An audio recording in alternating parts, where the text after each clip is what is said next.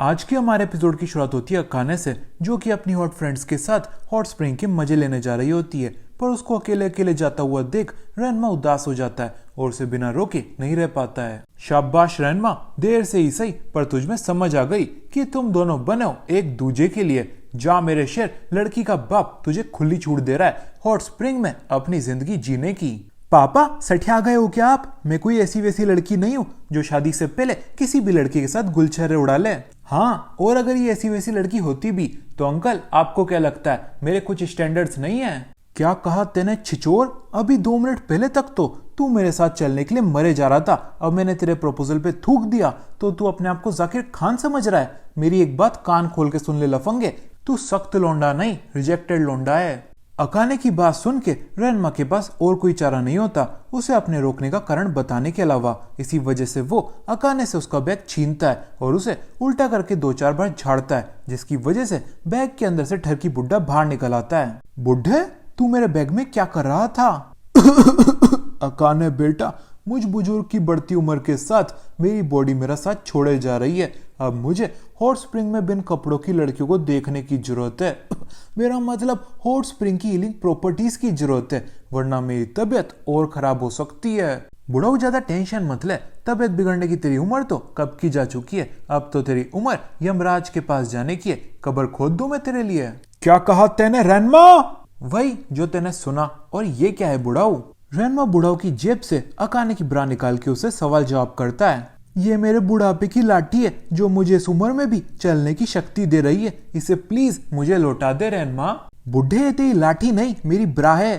परवर कुछ नहीं, पर इसके बिना मेरी जीने की इच्छा खत्म हो जाएगी, मैं मर जाऊंगा। तो मर जाए ना, कौन कह रहा है तेरे से और जीने के लिए? तेरे को देख के तो वैसे ही लगता है कि तेने गिनीज वर्ल्ड रिकॉर्ड तोड़ दिया है सबसे ज्यादा समय के लिए दुनिया पे बोझ बने रहने का। अकाने की बात सुन के बुढ़ाऊ रोने लग जाता है और कम से कम रोने का नाटक करने लग जाता है ताकि अकाने उस पे तरस खा के उसे अपनी ब्रा लुटा दे और अपने साथ गर्ल्स के हॉट स्प्रिंग में ले चले।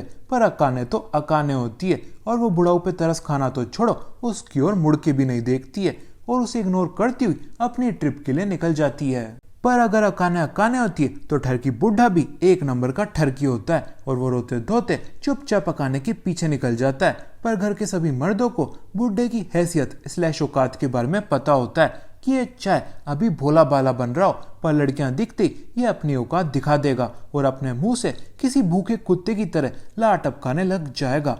इसी वजह से वो सभी बुढ़े को रोक के रस्सी से बांध देते हैं। बुढ़े, रस्सी ज्यादा टाइट तो नहीं है ना? मैं भरी जवानी में अपने ऊपर 302 धारा नहीं लगवाना चाहता। रेनमा, कैसी फालतू बातें कर रहा है तू? तुझे क्या लगता है हमारा लाइफ लॉन्ग ड्रीम पूरा करना इतना आसान है? हमने मास्टर अपुजाई की जान लेने के लिए उन्हें खाई में धक्का दे रखा है, डायनामाइट से उड़ा रखा है और यहाँ तक कि उन्हें एक डब्बे में पैक करके समुद्र की गहराइयों तक में डुबा रखा है। पर यह बुढ़ा ना जाने कैसे हर बार जिंदा बचाता है। इसे मारने के लिए रस्सी नहीं, कम से कम न्यूक्लियर बॉम्ब लगेगा, न्यूक्लियर बॉम्ब, और शायद फिर भी ये मनुष्य किसी कॉकरोच की तरह जिंदा वापस बचाएगा। मिस्टर टेंडो की बात कितनी सच्ची होती है और कितनी काल्पनिक उसका तो पता नहीं, पर मास्टर अपुजा इस रस्सी से जरूर बच निकलते हैं और दौड़े दौड़े अपने स्विम सूट में अकाने की ओर निकल पड़ते हैं। उन्हें रोकने की सबसे पहली कोशिश उनके दोनों छात्र करते हैं, पर छात्र छात्र होते हैं और वो अपने गुरुजी के द्वारा बाकी छात्रों की तरह पेले जाते हैं। फिर बारी आती है रेनमा की, जो कि अपने कमरे के बाहर गर्ल्स चेंजिंग रूम का स्टिकर लगाता है, जिसे देख के ठरकी बुड्ढा अपनी डायरेक्शन चेंज कर लेता है और खुशी खुशी रेनमा के जाल में दौड़ा दौड़ा चल जाता है। आ जाओ सभी, जिसको इस बुड्ढे का कीमा बनाना है। अरे बेटा, तेने बुलाया और हम चले आए, पर इस बुड्ढे का कीमा बनाने से कुछ नहीं होगा। हमें इसे तब तक पेलना होगा जब तक यहाँ पे खुद यमराज नहीं चले आते और कहते हैं, अरे अब तो बस करो। पांडा, पांडा। अरे बाऊजी, पांडा हो आप, कोई पोकेमोन नहीं। पांडा? मास्टर अपुजाई की धुलाई करने के बाद ये सभी जब उनकी लाश को उठा के कूड़ेदान में फेंकने के लिए उनकी ओर देखते हैं तो ये सभी मास्टर अपुजाई की जगह यहाँ पे उनके खिलौनों को पाते हैं, अर्थात इन सभी का फुद्दू कट चुका होता है। पर अपने खिलौनों को टूटी फूटी हालत में देख के मास्टर अपुजाई की सटक जाती है, क्योंकि वो इन खिलौनों से अकाने और उसकी फ्रेंड्स के साथ खेलने वाले थे। इसी वजह से वो अपनी बरसों पुरानी अल्टीमेट टेक्निक को इस्तेमाल करने की ठान लेते हैं, हापू फायर बस्ट। जिसको जिंदगी में दोबारा कभी भी इस्तेमाल ना करने की उन्होंने कसम खाई थी, क्योंकि वो टेक्निक थी ही इतनी खतरनाक। मास्टर पुजाई की बात सुन के गेनमा और मिस्टर टेंडो की फट जाती है और उनके पांव थर थर कांपने लगते हैं। और अब मास्टर पुजाई इन सबको तबाह करने ही वाले होते हैं कि तभी उन्हें रियलाइज होता है बुढ़ापे की वजह से मेरा मतलब इतने टाइम तक वो टेक्निक इस्तेमाल ना करने की वजह से वो उस टेक्निक के बारे में भूल चुके हैं। मास्टर पुजाई की बात सुनती रेनमा थोड़ी भी देर नहीं लगाता उनको उनकी औकात याद दिलाने में। मास्टर पुजाई से निपटने के बाद रेनमा को उसके दोनों पिताजी मास्टर पुजाई की अल्टीमेट टेक्निक के बारे में बताते हैं, ताकि रेनमा वापस से उनसे पंगा लेने के बारे में कभी ना सोचे और उसके खुद के साथ इनकी जाने भी जोखिम में न डाल दे।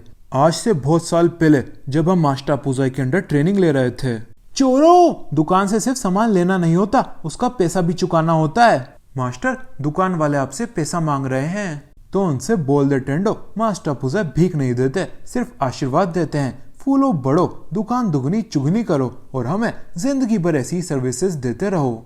और कुछ इस प्रकार से दुकान वालों से भागने के लिए मास्टर ने खौफनाक रास्ता ढूंढ निकाला, जहाँ पे हमारा पीछा कोई नहीं कर सकता था। पर इसका यह मतलब नहीं था कि दुकान वालों ने हार मान ली थी। वो सभी मास्टर पुजाई की कमजोरी के बारे में जानते थे और बिना फिल्टर के बोलूं तो वो सभी जानते थे कि मास्टर पुजाई कितने गिरे हुए इंसान हैं। इसी वजह से उन्होंने हमारे रास्ते में एक ब्रा उछाल दी, जिसे लेने के लिए मास्टर पुजाई अपनी जान की बाजी लगा के लुढ़कते हुए भाटे के आगे कूद गए। अब मास्टर पुजाई हमारे पत्थर के नीचे आके चपटे होने ही वाले थे कि तभी मैंने उनके प्रिय शिष्य ने उनके अच्छे जीवन का ध्यान रखते हुए एक प्लान बनाया। टेंडो, अगर सब सही चला मेरा मतलब सब ऐसे ही चला तो मास्टर पुजाई की सभी हड्डियां चकनाचूर हो जाएंगी और हमें उनकी सेवा करनी पड़ेगी। मेरा मतलब उन्हें दर्द होगा, कष्ट होगा। इसी वजह से मैंने एक प्लान बनाया है ताकि मास्टर पुजाई यहाँ पे तड़पने की जगह नरक में जाके तड़पे। मेरा मतलब स्वर्ग में जाके अफसरों के साथ खुश रहें। हम इन्हें चट्टान से कुचलने के बाद इन्हें यहीं कहीं गाड़ देंगे ताकि ना इन्हें सांस आए और ना ही बाहर किसी को इनकी चीखों की आवाज, और हमें इनसे मुक्ति मिल जाए। मेरा मतलब मास्टर पुजाई को इस दर्द भरे जीवन से मुक्ति मिल जाए। गेनमा का प्लान सेट होता है क्योंकि उसका दोस्त भी उसके इस प्लान में उसके साथ होता है। पर मास्टर पुजाई अपनी हड्डी पसली तोड़वाने की वजह इस पूरी जगह की हड्डी पसली तोड़ देते हैं अपने अल्टीमेट दाव से, जिसकी वजह से उनकी ब्रा भी जल जाती है। मेरी ब्रा, मेरी प्यारी ब्रा। टेंडो, क्या इस बुड्ढे को दिख नहीं रहा? हम यहाँ जमीन में आधे गड़े पड़े हैं। गेनमा, हमारा मास्टर बुढ़ा है, अंधा नहीं। तो वो हमें यहाँ से निकालने क्यों नहीं आ रहा है? क्योंकि हमारे पास दो बॉल्स नहीं हैं। तेरे पास नहीं होंगी टेंडो, मेरे पास दोनों हैं। मास्टर पुजाई को नीचे की नहीं ऊपर की बॉल्स पसंद है। ओ हमारे रोने धोने के बाद मास्टर पुजाई ने अपनी अल्टीमेट टेक्निक एक स्क्रोल में लिख के वहीं कहीं उस भाटे के पास छोड़ दी और उसे जिंदगी में दोबारा कभी भी इस्तेमाल न करने की कसम खा ली, ताकि उनके द्वारा दोबारा से कभी भी कोई और बुरा नष्ट ना हो जाए। गेनमा की कहानी पूरी होते ही यहाँ पे मास्टर पुजाई आ जाते हैं और गेनमा से थैंक यू बोलते हैं उन्हें उस स्क्रोल के बारे में याद दिलाने के लिए, और फिर वो इन तीनों को धमका के उस स्क्रोल की तलाश में निकल जाते हैं। बच्चों, जी लो अपनी जिंदगी, क्योंकि थोड़ा ही समय बचा है तुम्हारे पास। हा हा हा हा हा। मास्टर पुजाई की बात सुन के मिस्टर टेंडो और गेनमा की फट जाती है, पर रेनमा उन्हें समझाता है क्यों ना अपन ही उस स्क्रोल को उस बुड्ढे के ढूंढने से पहले ढूंढ लें। रेनमा की बात सुनती ये सभी पहुंच जाते हैं उस लोकेशन पे जहाँ पे अब एक हॉट स्प्रिंग होता है, पर ये सभी कब से गर्म पानी से डरने लगे। इसी वजह से ये सभी हॉट स्प्रिंग में छलांग लगा देते हैं। पर दिक्कत तो तब आती है जब इन्हें पता चलता है कि हॉट स्प्रिंग तो पहले से ही फुल है। लड़कियों से पिटने के बाद इन सभी को तिगड़म लगानी पड़ती है उस स्क्रोल को हासिल करने के लिए, जिसकी वजह से पहले तो गेनमा पांडा बन जाता है और फिर अपने आप को पेंट करके एक खूंखार भालू में बदल लेता है। पर जब वो लड़कियों को डरा के यहाँ से भगाने जाता है तब लड़कियां उससे डरने की वजह उससे गुस्सा हो जाती हैं, क्योंकि गेनमा ढक्कन ने चुटकी भर भी दिमाग नहीं लगाया होता कि एशिया में पोलर बेयर आएंगे कहां से। इसी वजह से उसकी पोल खुल जाती है और लड़कियां उसे कुछ बाटअप के साथ विदा कर देती हैं।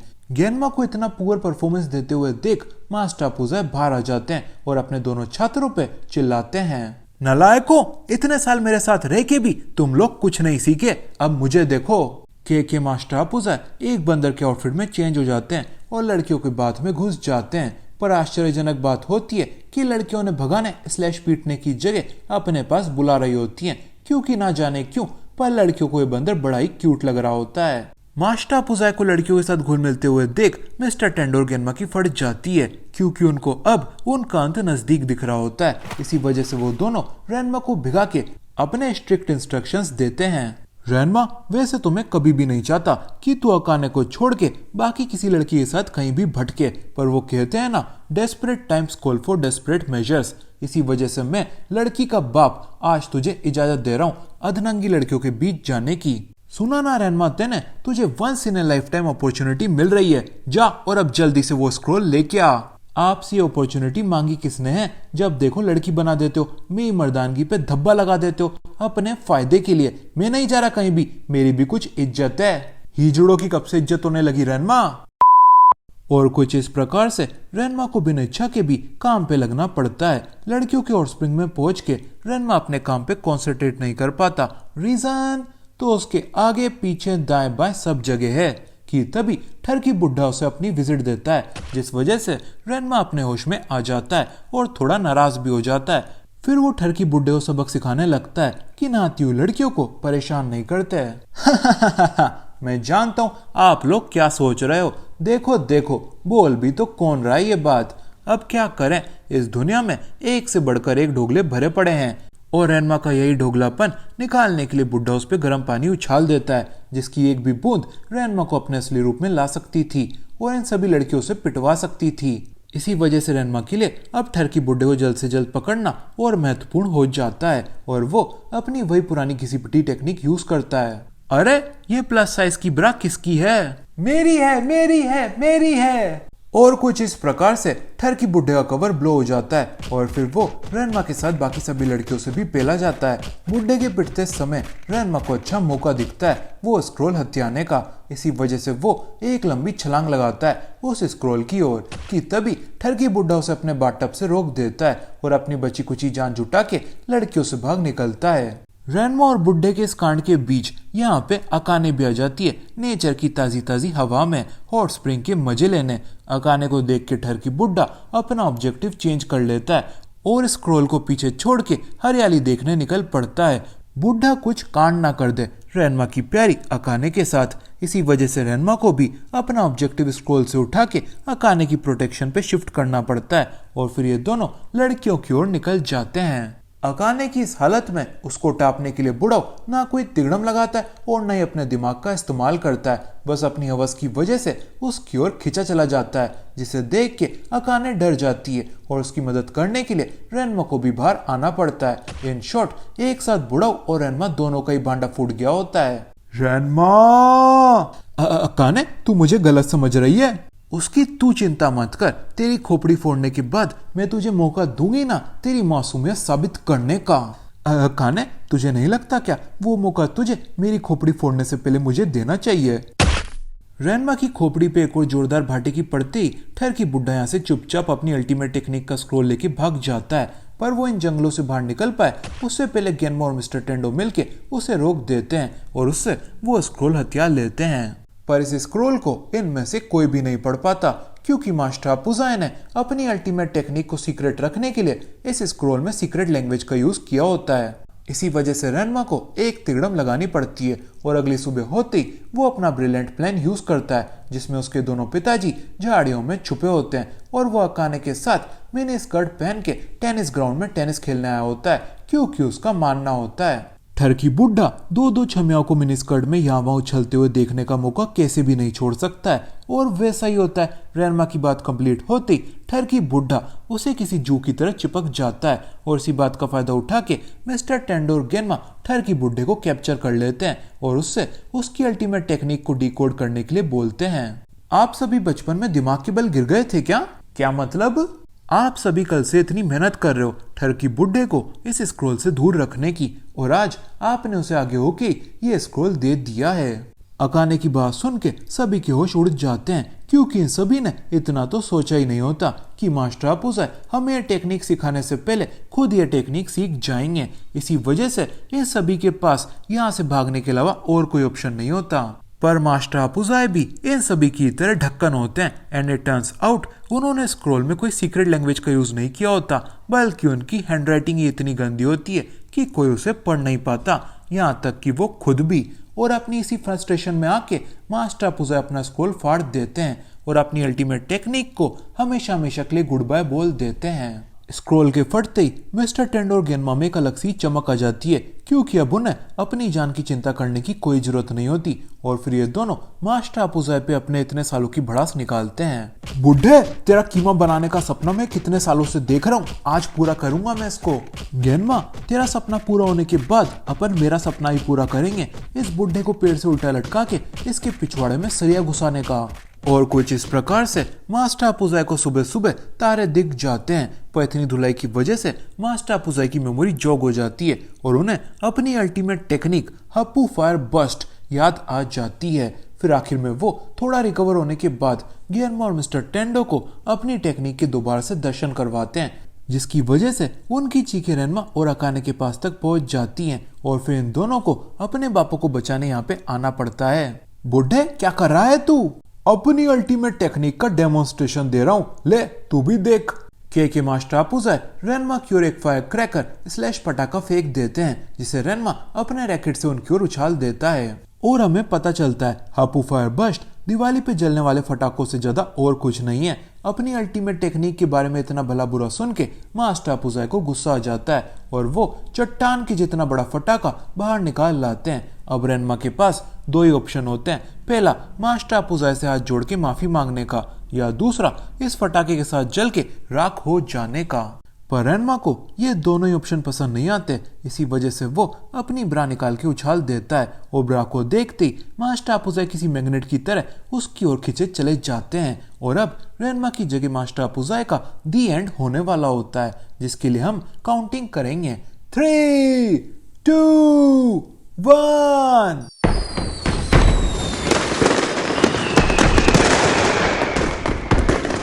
अब वीडियो पसंद आई हो तो लाइक ठोको, कमेंट करो और शेयर करके अगले संडे तक इंतजार करो। Bye bye.